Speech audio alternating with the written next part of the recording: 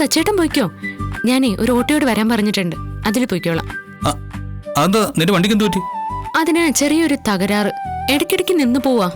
എങ്ങനെയൊക്കെ ഇവിടെ എത്തിച്ചത് തന്നെ. പിന്നീട് എപ്പോഴെങ്കിലും വർക്ക്ഷോപ്പിൽ കാണിക്കാം. ആ രേവതി, നമ്മള് ഒരു കാര്യത്തിന് ഇറങ്ങി തിരിച്ചാ അതെങ്ങനെയെങ്കിലും നടക്കും അല്ലേ? അതെ, ഈ വർക്ക് ഞാൻ തന്നെ ചെയ്തിരിക്കും. കാശ് സംഘടിപ്പിക്കുമെന്ന് ഞാൻ ഉറപ്പിച്ച് പറഞ്ഞതല്ലേ. അഡ്വാൻസ് ഒന്ന് കൊടുത്തിട്ട് വേണം ഹേമയൊന്ന് വിളിക്കാൻ. വിളിക്കണം, 2 വർത്താനം പറയണം അവരോട്. അപ്പൊ ശരി, പെട്ടെന്ന് ചെല്ലണം, ഞാൻ പോയിട്ട് വരാം. കാശ് സൂക്ഷിച്ചോണേ. ആ സച്ചേട്ടാ. ആ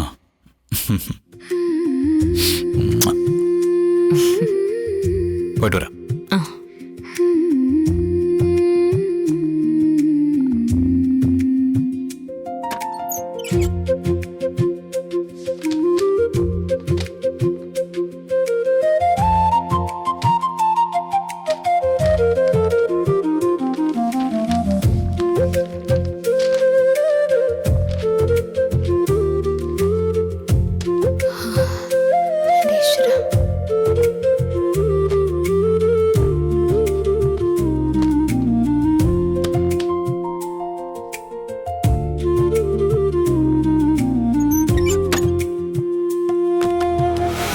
അച്ഛാ, അമ്മേ.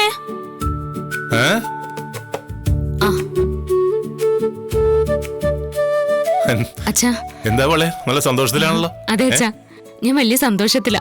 എന്താ? പൂക്കടയിൽ അഡ്വാൻസ് കൊടുക്കാനുള്ള കാശ് കിട്ടി അച്ഛാ. കിട്ടിയോ? കിട്ടി, മുഴുവനും കിട്ടി അച്ഛാ. 5 ലക്ഷം രൂപ തികച്ചും കിട്ടിയോ? എങ്ങനെയൊക്കെയോ തികച്ചു, ആരൊക്കെയോ സഹായിച്ചു. അതങ്ങനെയാ മോളെ, ആരും സഹായിക്കാനില്ലാത്തവരെ സഹായിക്കാൻ മേളില് ദൈവം ഉണ്ടാവും. എത്രയൊക്കെ ചവിട്ടി താഴ്ത്താൻ നോക്കിയാലും മോളില് നല്ല മനസ്സ് കാണുന്ന ഒരാള് മേളിലുണ്ട്.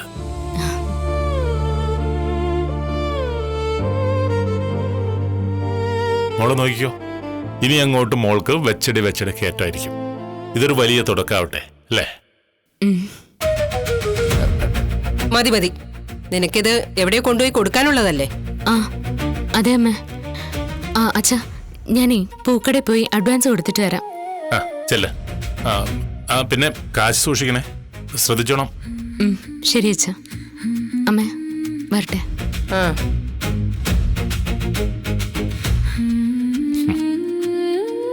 പാവം കുട്ടി അല്ലേ? നിന്നോടത് പറഞ്ഞിട്ട് കാര്യമില്ല.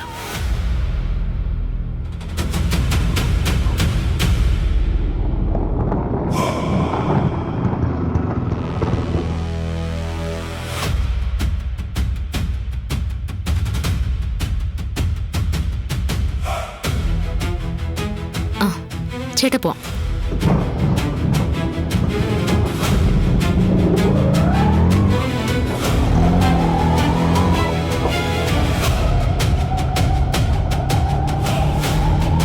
എന്തു പറ്റി? അവളുടെ വണ്ടി എടുക്കാതെ ഓട്ടോയിലാണല്ലോ പോയത്. കാശ് ഞാൻ സംഘടിപ്പിക്കും, ഈ വർക്ക് ഞാൻ തന്നെ ചെയ്യുമെന്ന് പറഞ്ഞ് എന്നെ വെല്ലുവിളിച്ചത് അവള്. നീ ജയിച്ചു എന്ന് കരുതണ്ട മോളെ. അവള് പൂവിന് അഡ്വാൻസ് കൊടുക്കാൻ പോകുന്ന കാര്യം ഹേമയെ വിളിച്ച് പറയാം. അവള് വേണ്ടത് ചെയ്തോളും.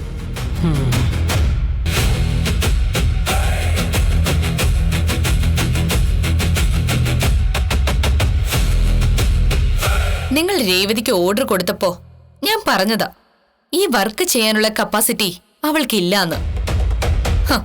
പക്ഷേ സാറത് വിശ്വസിച്ചില്ല. ഡെക്കറേഷൻ ചെയ്യാനുള്ള പൂവ് ഇറക്കണമെങ്കിൽ പൂക്കടയിൽ 5 ലക്ഷം രൂപ അഡ്വാൻസ് കൊടുക്കണം. ആ കാശൊന്നും അവളുടെ കയ്യിലില്ല. അതിനുവേണ്ടി കടം വാങ്ങിക്കാൻ അവൾ ഓടുക. ഇവളെയൊക്കെ വിശ്വസിച്ച് ആരെങ്കിലും കടം കൊടുക്കൂ? എവിടെന്നും കിട്ടിയില്ല. ഇതൊക്കെ ഹേമയോട് ആരാ പറഞ്ഞേ? അതൊക്കെ ഞാൻ അറിഞ്ഞു. പറയാനൊക്കെ ആളുണ്ട് സാറേ. സാറേ, അവളെ കൊണ്ടൊന്നും ചെയ്യാൻ പറ്റില്ല. അവസാനം സാറ് പെട്ടുപോകും കേട്ടോ. അതുകൊണ്ട് അവളുടെ ഓർഡർ അങ്ങ് ക്യാൻസൽ ചെയ്തേക്ക്. എന്നിട്ട് എനിക്കിതാ, ഞാൻ ഭംഗിയായിട്ട് ചെയ്തു തരാം. രേവതിയുടെ കയ്യിൽ കാശില്ല, വർക്ക് ചെയ്യാൻ പറ്റില്ല എന്നൊന്നും ആ കുട്ടി എന്നെ വിളിച്ച് പറഞ്ഞില്ലല്ലോ. നിങ്ങൾ വന്ന് പറഞ്ഞാൽ എങ്ങനെ ഓർഡർ ക്യാൻസൽ ചെയ്യും? നിങ്ങൾ ഇനി ഇതിന് പുറകെ നടക്കണ്ട. ഞാൻ ഓർഡർ കൊടുത്തു കഴിഞ്ഞു. രേവതി വർക്ക് ചെയ്യുമെന്ന് എനിക്ക് നല്ല വിശ്വാസമുണ്ട്. നിങ്ങൾ ചെല്ല്. രേവതിക്ക് വർക്ക് ചെയ്യാൻ കഴിഞ്ഞില്ലെങ്കിൽ എനിക്ക് ഓർഡർ തരുമോ? അതൊക്കെ അപ്പം നോക്കാം. പക്ഷേ അവൾ തന്നെ ചെയ്യും. അതെന്റെ വിശ്വാസം. ആ വിശ്വാസം തെറ്റും സാറേ. സാറിന് എന്നെ തന്നെ വിളിക്കേണ്ടി വരും.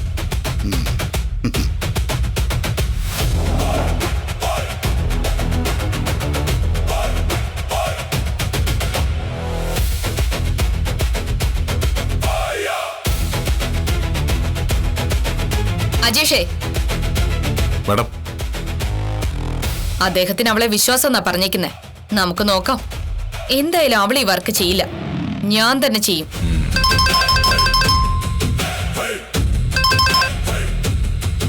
ആ പറ ചന്ദ്രമതി. അവള് പൂവിനുള്ള അഡ്വാൻസ് കൊടുക്കാൻ പോയിരിക്കുക. ഏ അവൾ അഡ്വാൻസ് കൊടുക്കാൻ പോയെന്നോ? സത്യാണോ? ഞാൻ എന്തിനു കള്ളം പറയണം? ഞാൻ പറഞ്ഞതേ സത്യം. അവക്ക് കാശ് കിട്ടില്ലെന്നാ ഞാനും കരുതിയെ. പക്ഷേ അവൾ എവിടുന്നൊക്കെയോ കാശ് സംഘടിപ്പിച്ചു. ശ്ശേ, ചന്ദ്രമതി അവളെ വിടരുതായിരുന്നു. എങ്ങനെയെങ്കിലും തടയണമായിരുന്നു. എനിക്ക് എന്ത് ചെയ്യാൻ പറ്റും? പിടിച്ച് കെട്ടിയിടാൻ പറ്റുമോ അവളെ? ശ്ശേ, അവൾ എപ്പോഴാ വീട്ടിൽ നിന്ന് ഇറങ്ങിയേ? ദേ ഇപ്പൊ ഇറങ്ങിയതേ ഉള്ളൂ. അവള് സ്കൂട്ടർ എടുത്തിട്ടില്ല, ഒരു ഓട്ടോയിലാ പോയിരിക്കുന്നത്. എന്നെ കൊണ്ട് പറ്റാവുന്ന സഹായം ഞാൻ നിനക്ക് ചെയ്തു തന്നു. ഇനി എന്താ ചെയ്യേണ്ടതെന്ന് നീ തീരുമാനിക്കണം. പിന്നെ നീ അവളുടെ മുന്നിൽ തോറ്റു കൊടുക്കരുത്. വേണ്ടത് ചെയ്യണം. ശരി, ഞാൻ സമയം കളയുന്നില്ല. ആ ശരി.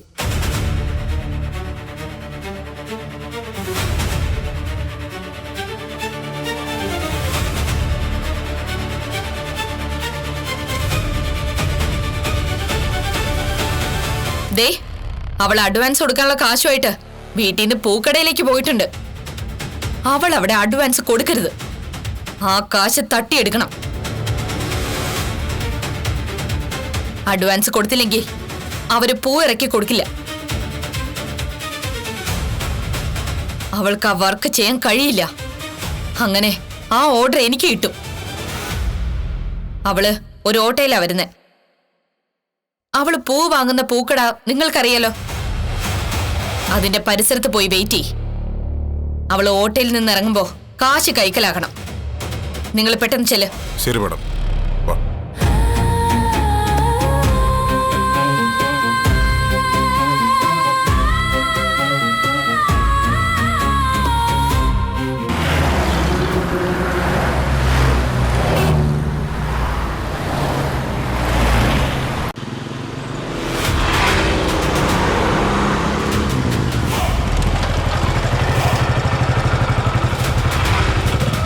രേവതി വരുമെന്ന് പറഞ്ഞ പൂക്കട ഇതല്ലേ?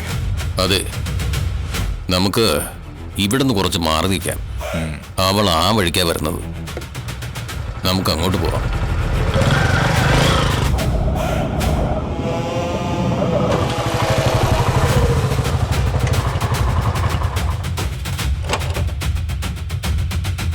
അവള് ഓട്ടോയിലാണ് വരുന്നതെന്നല്ലേ പറഞ്ഞേ?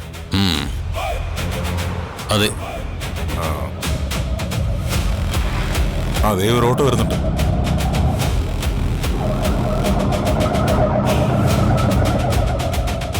ചേട്ടാ, ഇവിടെ ഒന്ന് നിർത്താവോ? ആ ശരി.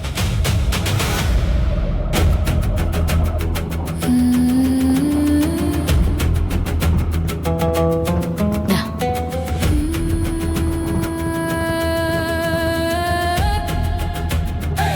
അത് അവള് തന്നെയാ.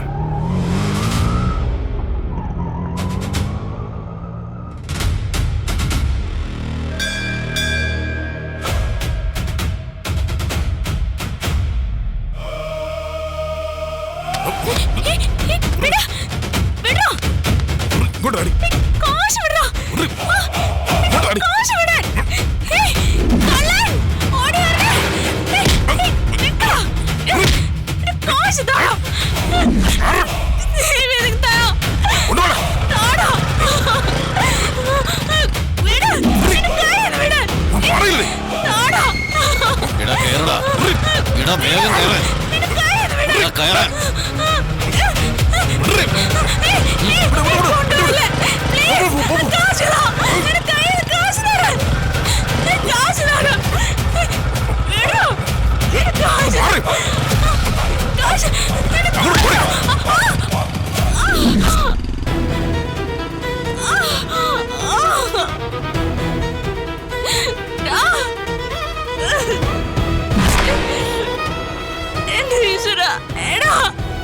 എന്താ എന്താ രേവതി? ചേട്ടാ, രണ്ടുപേര് എന്റെ കയ്യിലുണ്ടായിരുന്ന കാശ് തട്ടിയെടുത്തോണ്ട് പോയി.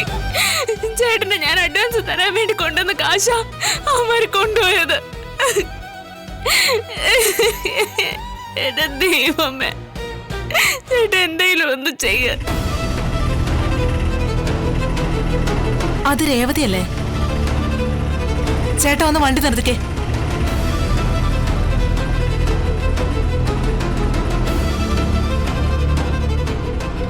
ചേട്ടാ എന്തെങ്കിലും ഒന്ന് ചെയ്യ. ഞാൻ എന്ത് ചെയ്യാനാ? എന്ത് പറ്റി രേവതി? ചേച്ചി ചേച്ചി, രണ്ടുപേരും ബൈക്കിൽ വന്ന് എന്റെ കയ്യിലിരുന്ന കാശ് തട്ടിയെടുത്തോണ്ട് പോയി. പൂക്കടയിൽ അഡ്വാൻസ് കൊടുക്കാൻ വേണ്ടി കൊണ്ടുവന്ന കാശ. എനിക്കറിയില്ല എന്താ ചെയ്യണ്ടേന്ന്. ചെറിയ കാശൊന്നുമല്ല, 5 ലക്ഷം രൂപ അവന്മാരെ കൊണ്ടുപോയത്.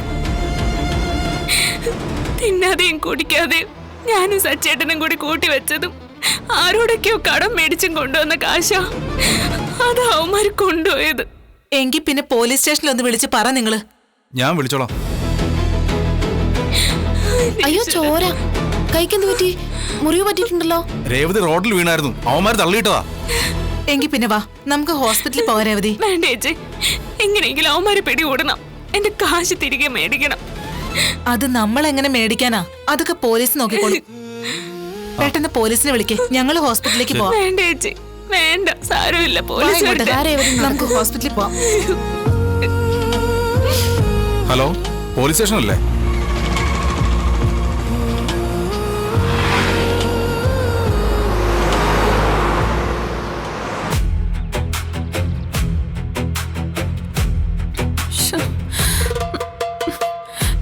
എല്ലാരും വലിയ സന്തോഷത്തിലാ. എന്നെ അത്രമാത്രം കെയർ ചെയ്യുന്നുണ്ട്. ഞാൻ ഈ കുഞ്ഞിനെ പ്രസവിക്കേണ്ടി വരുമോ? എനിക്കതിന് കഴിയില്ല, വയ്യ. ശ്ശോ, ഞാനിനി എന്താ ചെയ്യണ്ടേ?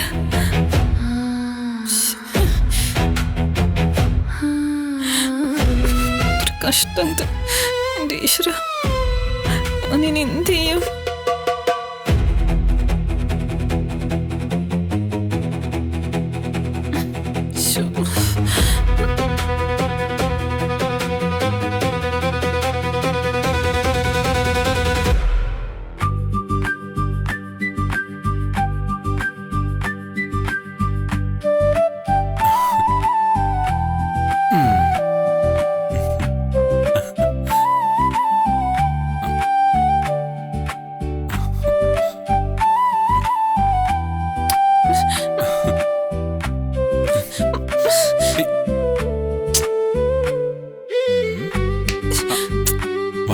എന്താ?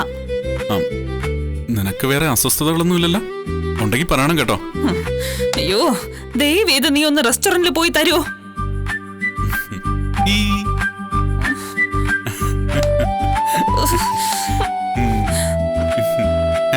അവന്റെ ഒരു പൂക്കിച്ചിരി. നീ എന്തിനാ എന്നോട് റെസ്റ്റോറന്റിൽ പോകാൻ വേണ്ടി തൊഴുതു പറയുന്നതെന്ന് എനിക്ക് നന്നായിട്ട് അറിയാം. അതെ, നിന്റെ മനസ്സിലിരിപ്പ് നടക്കില്ല മോളെ. ഞാൻ എങ്ങോട്ടും പോവില്ല.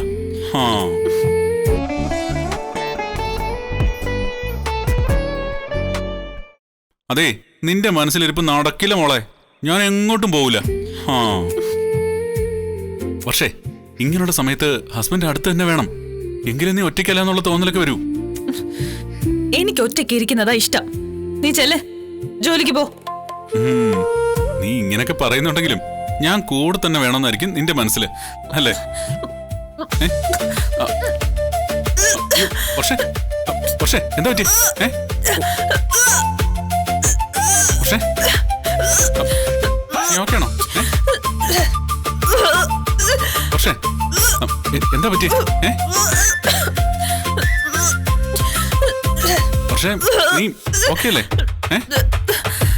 പക്ഷേ നിനക്ക് കുഴപ്പമൊന്നുമില്ലല്ലോ? ഹോസ്പിറ്റലിൽ പോണോ? അതൊക്കെ ഉണ്ടാവും. അതിന് ഹോസ്പിറ്റലിൽ പോകേണ്ട കാര്യമൊന്നുമില്ല. നീ ടെൻഷൻ ആവാതിരിക്കേ.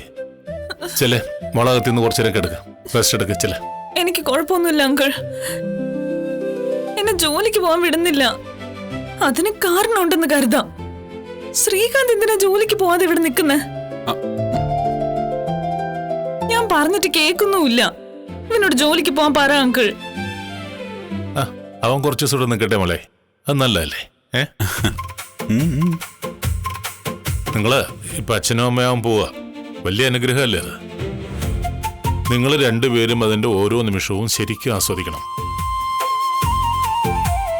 ജീവിതത്തിന്റെ വിലപ്പെട്ട നിമിഷങ്ങളാ. ഒരു കാരണവശാലും അത് നഷ്ടപ്പെടുത്താൻ പാടില്ല. കേട്ടാ? ശ്രീകാന്തേ, കുറച്ച് ദിവസം നീ എങ്ങോട്ടും പോകണ്ട. രണ്ടുപേരും ഒരുമിച്ച് തന്നെ വേണം. മനസ്സിലായോ? ശരി അച്ഛാ. ശരി.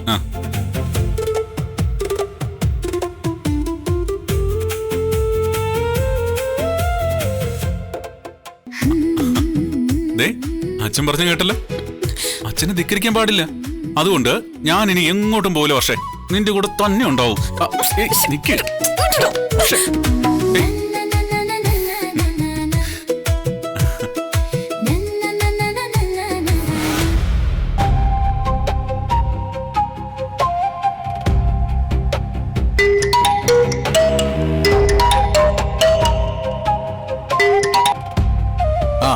രേവതി പറയേ, അഡ്വാൻസ് കൊടുത്തോ?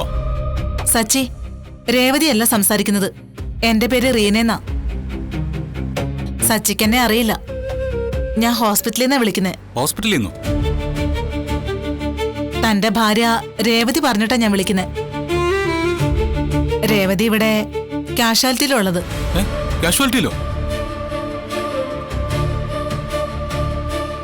രേവതിക്ക് എന്താ പറ്റിയത്?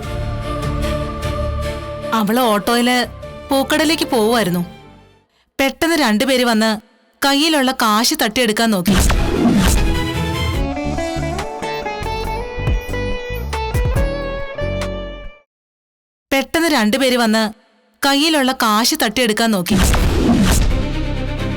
ബലപ്രയോഗത്തിനിടയില് അവള് റോഡിൽ വീണുപോയി. അവിടെ ഉണ്ടായിരുന്ന ഞാനും എന്റെ ഫ്രണ്ടും അവളെ ഹോസ്പിറ്റലിൽ എത്തിക്കുകയായിരുന്നു. അവൾക്ക് കൂടുതലായി എന്തെങ്കിലും പറ്റിയോ?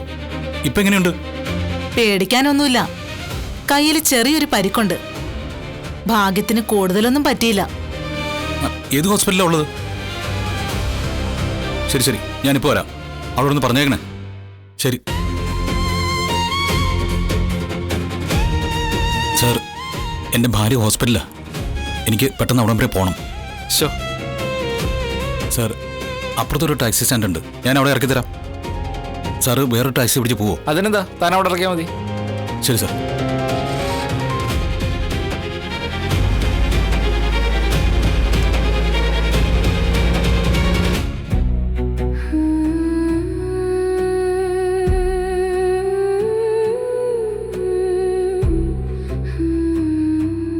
ഇപ്പൊ തലകറക്കം വല്ലതും ഉണ്ടോ? ഇല്ല ഡോക്ടർ. കയ്യിലുള്ള ഈ മുറിവേ ഉള്ളൂ കേട്ടോ, വേറെ ഒരു കുഴപ്പമില്ല. എങ്കിൽ ഞാൻ വീട്ടിൽ പോയിക്കോട്ടെ. വന്നപ്പോ തലകറക്കം ഉണ്ടെന്നല്ലേ പറഞ്ഞത്? ഒരു 2-3 മണിക്കൂർ ഒബ്സർവ് ചെയ്തതിനു ശേഷം പ്രശ്നമൊന്നുമില്ലെങ്കിൽ വീട്ടിൽ പോവാം കേട്ടോ. സച്ചിയെ വിളിച്ചിട്ടുണ്ട്, ഇപ്പൊ വരും.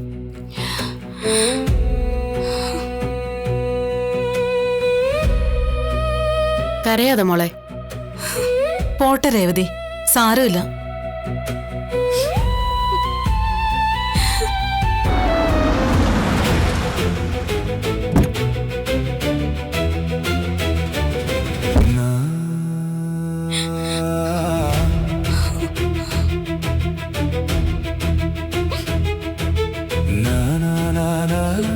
രേവതി, രേവതി.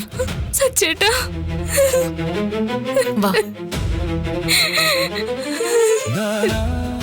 കാശ് മുഴുവൻ പോയി സച്ചേട്ടാ. നമ്മള് കൂട്ടി വെച്ച കാശ് മുഴുവനും പോയി. കരയല്ലേ നീ? നീ ഹോസ്പിറ്റലിലാണെന്ന് കേട്ടപ്പോ ഒരു നിമിഷത്തേക്ക് എന്റെ ഹൃദയം നിന്നുപോയി. കൂടുതലൊന്നും പറ്റിയില്ലെന്ന് അറിഞ്ഞപ്പോഴാ സമാധാനായേ. നീ ഇങ്ങനെ കരയാതെ. 5 ലക്ഷം രൂപയാ സച്ചേട്ടാ. പണം പോയത് പോട്ടെ, എന്തിനാ അവരോട് പിടിവലിക്ക് പോയേ? കൂടുതൽ എന്തെങ്കിലും പറ്റിയിരുന്നെങ്കിലോ?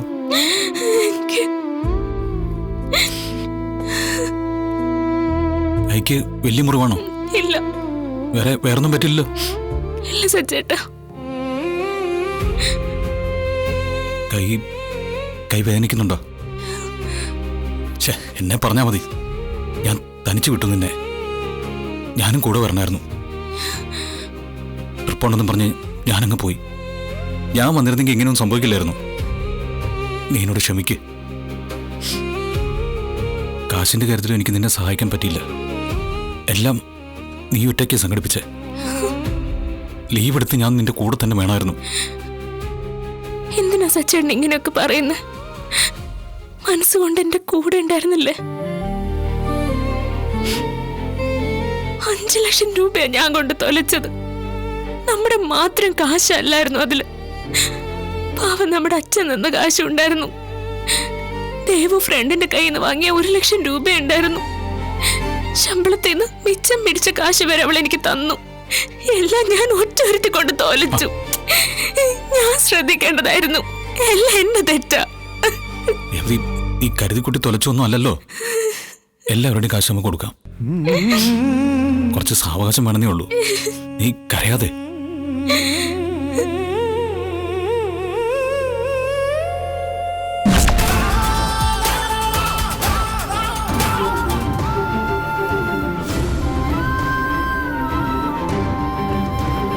ഇതിന് പിന്നിൽ ആരാണെന്ന് എനിക്ക് ചെറിയൊരു ഊഹമുണ്ട്.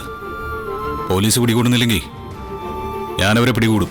നഷ്ടപ്പെട്ട കാശ് തിരിച്ചു പിടിക്കാൻ പറ്റുമെന്ന് നോക്കാം. നിന്റെ പേരിൽ ഒരാൾ എനിക്ക് തരാനുള്ള അഡ്വാൻസ് തന്നു. ഇത്രയും വലിയ തുക എനിക്ക് വേണ്ടി ആര് തരാനാ? പേരൊന്നും പറഞ്ഞില്ല. ഒരു സ്ത്രീയാ തന്നത്. ഏത് സ്ത്രീയാണ് കാശ് തന്നിരിക്കുന്നതെന്ന് എനിക്കറിയാം.